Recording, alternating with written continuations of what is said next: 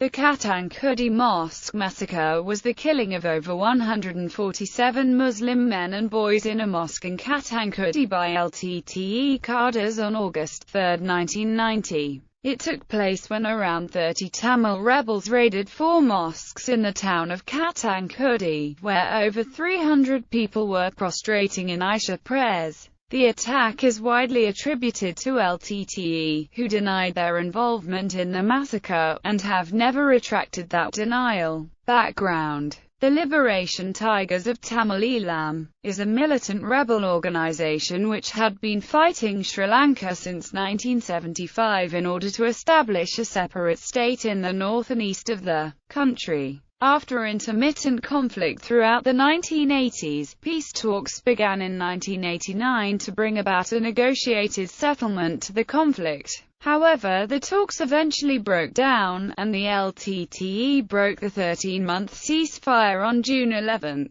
attacking numerous government targets such as police stations. They also began attacking Muslim villages, and burning their shops and homes, suspecting them of supporting the government.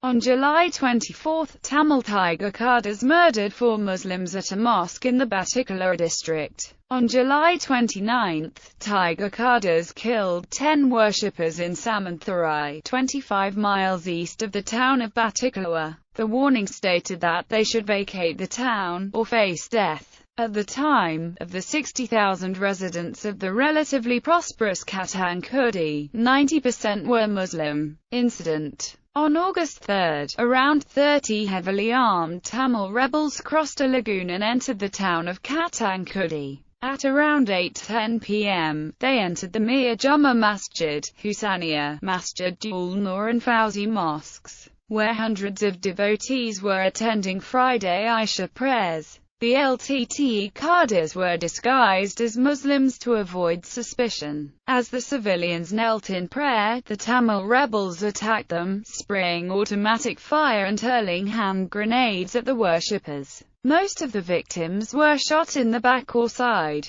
The rebels fled as Sri Lankan soldiers, notified of the ongoing massacre, arrived at the scene. Initial report put the death toll at around 100, but as many of the injured who were rushed to hospital succumbed to their injuries, the final death toll rose to over 147. Eyewitness accounts. Harrowing eyewitness accounts appeared in the international press over the next few days. Speaking to the New York Times, Muhammad Ibrahim, a 40-year-old businessman, said, "I was kneeling down and praying when the rebels started shooting. The firing went on for 15 minutes. I escaped without being hit and found myself among bodies all over the place." Muhammad Arif, a 17-year-old student who also survived the massacre, told the New York Times, "Before I escaped from a side door and scaled a wall, I saw a Tiger rebel put a gun into the mouth of a small Muslim boy and pull the trigger." Aftermath. Then Sri Lankan President Ranil Singh Premadasar directed Sri Lanka Air Force helicopters to rush the injured to hospitals for urgent treatment.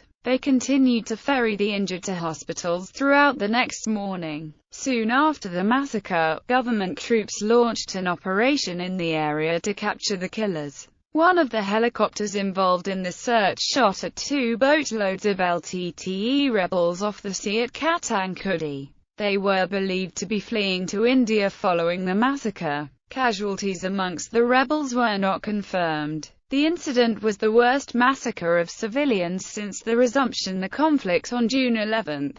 All the victims were buried in a cemetery at the Mir Juma Mosque, where mourners dug a long common grave for a row of coffins.